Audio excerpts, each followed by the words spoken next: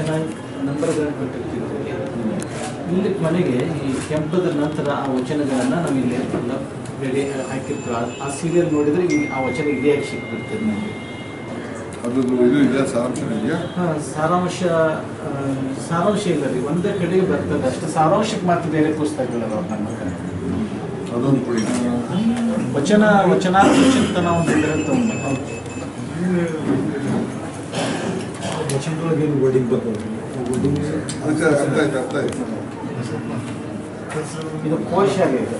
ನಾನು ಅಭ್ಯಾಸ ಮಾಡ್ಬೇಕಾದ್ರೆ ರಿಲೀಸ್ ಆಯ್ತಾ? ಹಾಂ, ರಿಲೀಸ್ ಆಗಿದೆ. ಈ ಥರ ಅಕ್ಕಮಹಾದೇವಿ ಮೇಲೆ, ಜೇಡಲ್ ದಾಸಿಮಯ್ಯನವ್ರ ವಚನಗಳ ಮೇಲೆ ಎಲ್ಲ ಮಾಡ್ತಾ ಇದ್ದರು.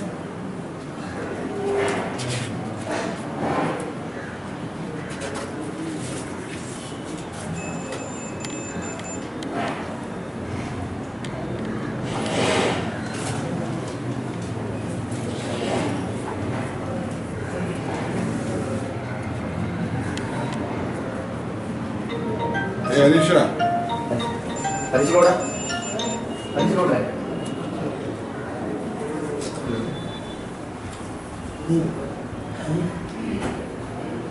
ನೀನು ಇದನ್ನೆಲ್ಲ ನನಗೆ ಮಾರ್ಕ್ ಮಾಡಿ ಕೊಟ್ಟು ಸರಿ ಸರ್. ಇವತ್ತು ಸುಮ್ಮನೆ ಈ ಮಟ್ಟಕ್ಕೆ ಬಂದು ಹೋಗಿದ್ದಲ್ಲ. ಸರಿ ಸರ್. ನೆಕ್ಸ್ಟ್ ನಾನು ಎಲ್ಲರೂ ಕೋಟ್ ಮಾಡಬೇಕು. ಇವೆಲ್ಲ ಎಸ್ ಇಂಪಾರ್ಟೆಂಟ್ ಏನೇನಿದೆ ಎಸ್ ಸರ್. ಅದನ್ನು ತಗೊಂಡು ಎಸ್ ಸರ್. ಒಂದು ಡ್ಯೂಟಿ ಇದೆ. ಸರಿ ಸರ್. ಗುರುಗಳು ಒಂದು ದೊಡ್ಡ ಗ್ರಂಥ ಕೊಡ್ತಾ ಇದ್ದಾರೆ. ಸರಿ ಸರ್. ಸುಮ್ಮನೆ ಮನೆ ಇಡೋದಲ್ಲ ಇದೆ. ಭಾಳ ಒಳ್ಳೆಯ ಪುಸ್ತಕ. ರಿಸರ್ಚ್ ಮಾಡೋರಿಗೆ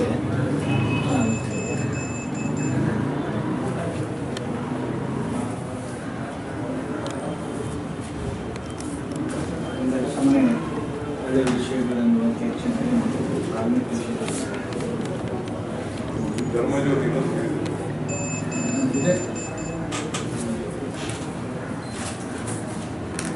ಪ್ರತ್ಯೇಕವಾಗಿ ಬಸವಣ್ಣವ್ರ ವಚನಗಳು ಇನ್ನೊಂದಿಷ್ಟು ಉದಾಹರಣೆ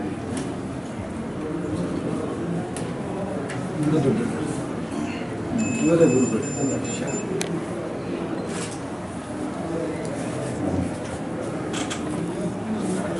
ತಲೆಯಲ್ಲಿ ಇಟ್ಕೊಟ್ಬಿಡಿ, ಅದನ್ನು ತಲೆಗೆ ಬಂದ್ಬಿಡ್ಲಿ.